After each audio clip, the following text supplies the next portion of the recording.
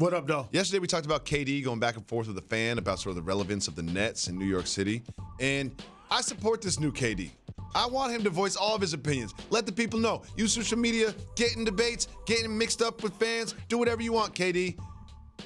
But last night, it wasn't a fan that he was going back and forth with. He went back and forth with Kendrick Perkins. First, KD sort of coming after Kendrick Perkins' production while he was on the Thunder. And then we have Kendrick Perkins going after KD for joining the Warriors after he lost to those same Warriors in the playoffs. Jalen, I know you have very strong opinions about this. Yes. When you saw this, how did you feel? So, to not take a side because this became personal. Absolutely did. I have to take the approach as somebody that's been covering the NBA Finals for almost 20 years, the OG route. So basically, how do I see this if I was on their team? Is how I'm about to break this down because the dynamics are way different. What we were discussing yesterday was KD going back and forth with a random fan or a media person. To me, that's beefing down. In this case, Kendrick Perkins works in the media. Yep. He was talking about going on SportsCenter, and it's his job to give certain opinions. But it's uniquely tied to the fact that they were both teammates at a time when KD's under question of whether he could get it done or not. So now all of a sudden, my former teammate comes out and talks about what I'm not based on the fact that I didn't get it done, and he was on the team too. Yeah. Right? He was on the team too. And so I always point to the fact that in the media, we're allowed to give the best player all of the credit, act like Michael Jordan won 6 rings by himself.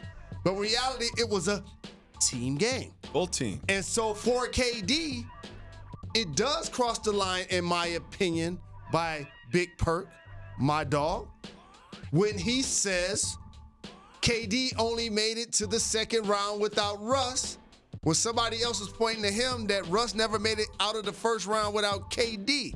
Now, uniquely, both of them guys at OKC have been MVP of this league. Yes. And there's something to be said for guys that are able to accomplish that.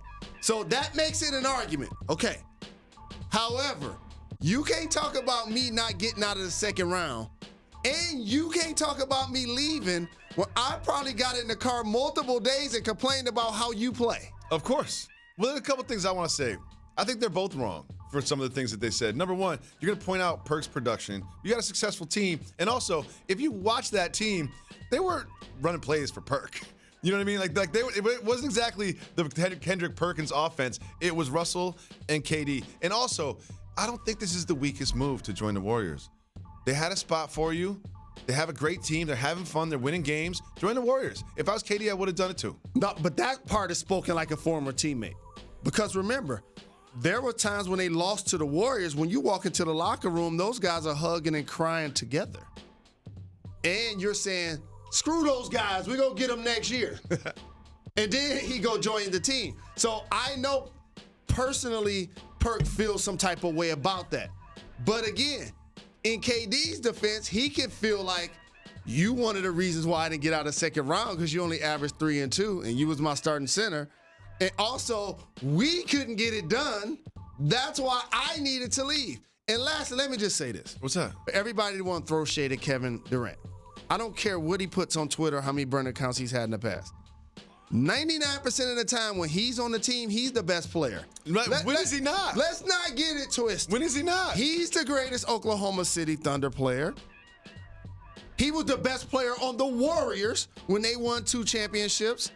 Shout to Dr. J, Jason Kidd, Derek Coleman. He's going to have a chance to be the greatest net of all time. Facts. And he probably will be. What's up? Thank you so much for watching ESPN on YouTube. Don't forget to download the ESPN app. And if you want more premium content, which you do, make sure that you subscribe to ESPN+. See you soon.